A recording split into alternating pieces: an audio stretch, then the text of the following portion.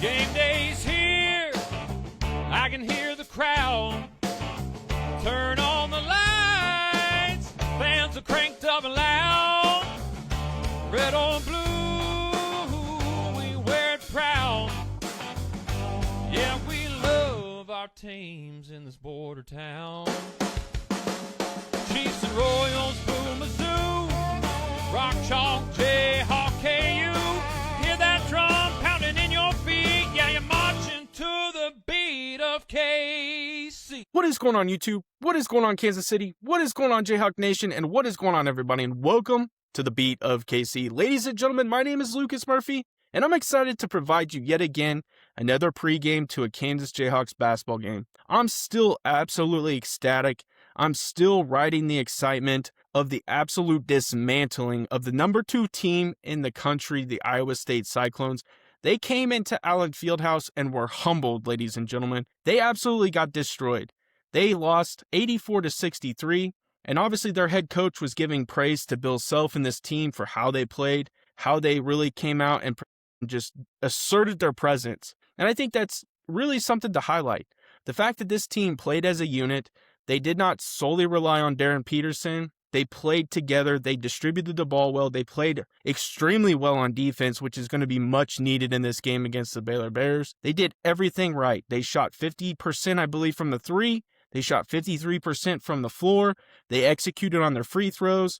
They turned the ball over. They forced turnovers. They didn't turn it over. They forced turnovers. They did everything that they needed to do.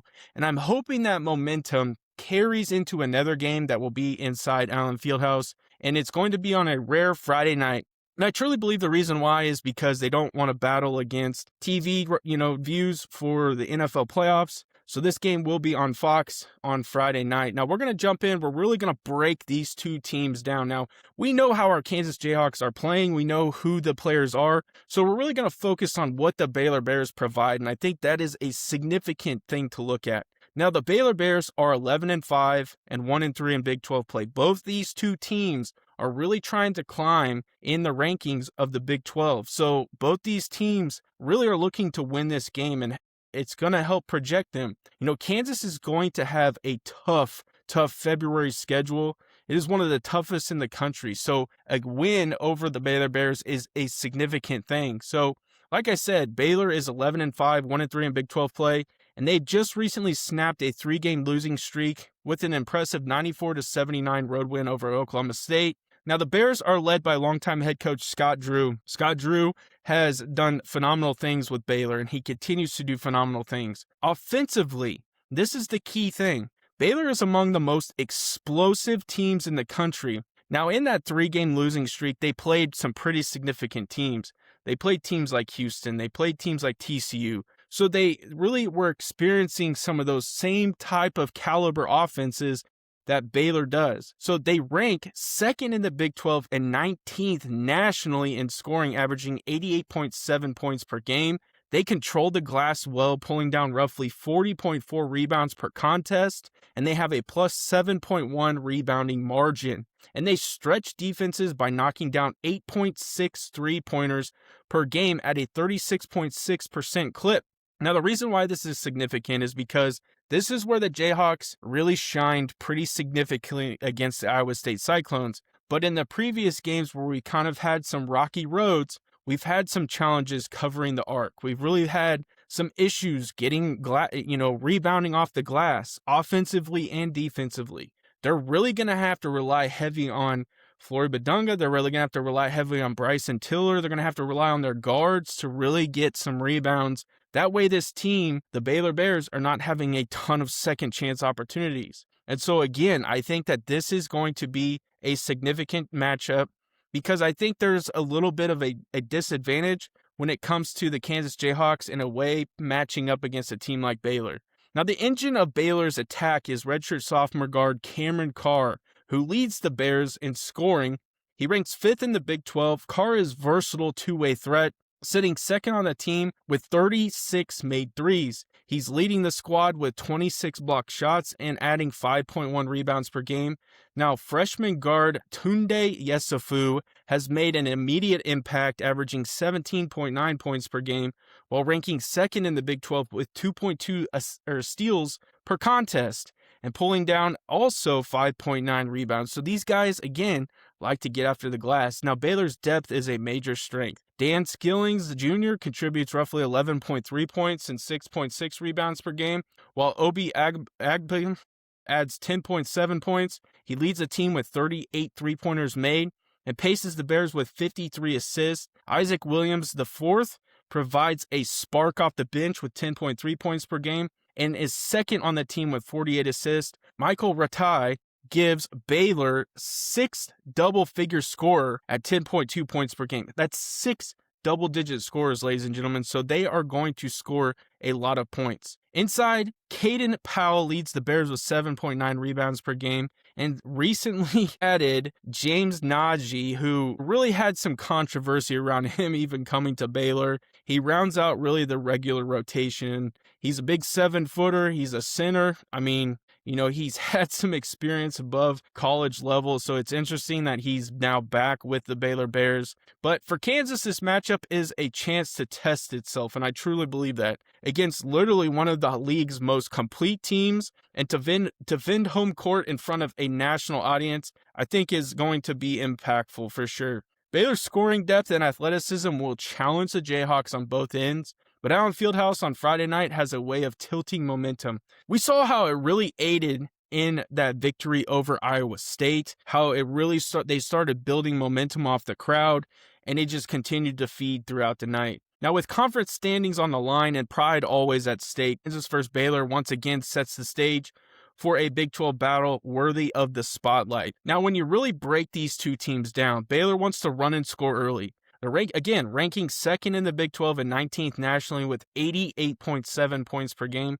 That's a big deal, ladies and gentlemen. That means the Kansas Jayhawks are going to have to score, and they're going to have to score a lot. They thrive in transition, space the floor out with multiple shooters, and attack in waves with their depth. That's a significant thing, ladies and gentlemen. We talked about them having 6 double-figure scores, so they're gonna be able to score. Kansas is typically more methodical and efficient, or prioritizing ball movement, shot selection, and execution in the half court. The Jayhawks are comfortable slowing the game down, and they may have to in this game, especially at home where they dictate the tempo. The big thing is Baylor, if the game becomes fast and free-flowing, Kansas might have to turn this thing into a half-court battle, and I think that's something we're really going to have to pay attention to pretty early. Now, Baylor's guards, their depth is a major strength, and so I think that's significant because Kansas, as of late, has had some pretty good strength off the bench as well, with Jamari McDowell, with Elmarco Jackson. But ladies and gentlemen, they got guys like Cameron Carr, they got Tunde Yesufu. They're dynamic scorers who can create off the dribble and really have that pressure to really impact passing lanes defensively. Baylor shoots 36.6% from 3 and average 8.6 made threes per game. And that's really forcing defenses to stay honest, because if we start to expand, they do have the bigs down low to kind of feed it down low. So they're really going to have to play. Kansas is going to have to play a pretty tight defense in this game. Now, Kansas counters with disciplined perimeter defense. We've seen a lack in that, specifically in the game against West Virginia, but that was locked up in the Iowa State game. So we've seen kind of a Jekyll and Hyde with this team as of late. And really, Kansas's physical on-ball pressure, especially at Allen Fieldhouse, where communication and rotations have been sharp, limiting clean catch and shoot looks will be a priority. And I think one of the biggest things here is that Kansas has been pretty victorious at home. It's really been on the road. So that's another thing to really take into consideration, is that Kansas has excelled pretty significantly at home. In a market that never sleeps, one name rises above the rest. Lisa Miller from Dan Lynch Real Estate, trusted by hundreds and recognized across the Midwest. She delivers results when it matters the most. With over 13 years of experience and licenses in both Kansas and Missouri, Lisa isn't just selling houses. She's helping you find a place to call home. Whether you are a first-time home buyer, looking to upsize, or selling your current home, Lisa makes the process smooth and stress-free. As a local expert passionate about building lasting relationships, she ensures her clients feel confident and satisfied every step of the way. Don't wait, your perfect home is just a call away. Contact Lisa today at 913-579-3246 or 913-369-3000 or visit lisamillersaleskc.com. Let Lisa Miller at Lynch Real Estate help you start your next exciting chapter. And let her know the beat of KC, Lucas Murphy, sent you her way. Now, this is where, again, I think it gets pretty interesting, is the interior and rebounding battle. Baylor averages 40.4 rebounds per game, again, with a plus 7.1 margin.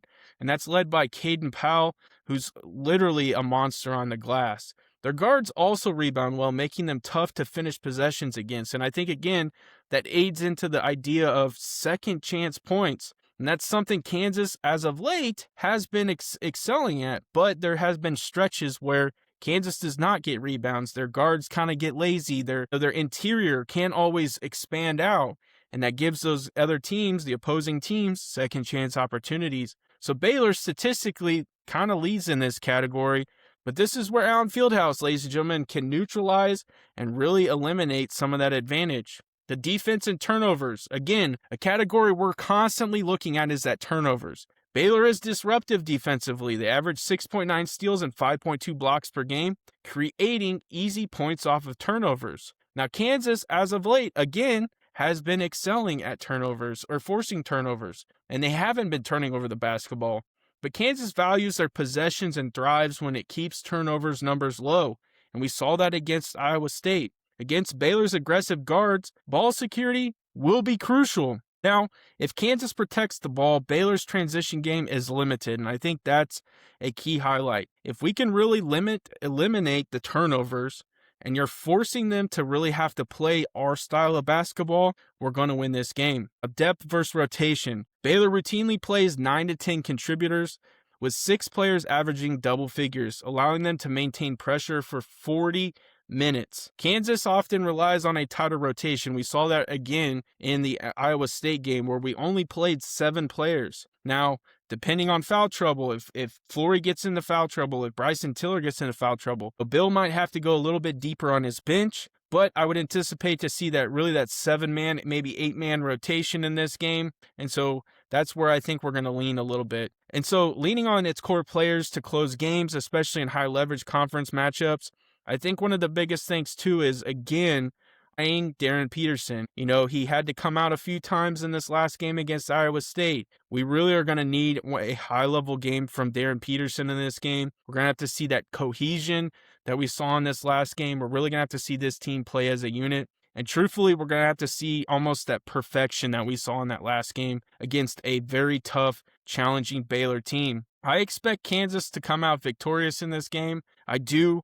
I think playing at home is just a whole nother element for this Kansas Jayhawks basketball team. I think Bill Self is going to be prepared, especially for a Scott Drew team that comes in that is a very high-level scoring team.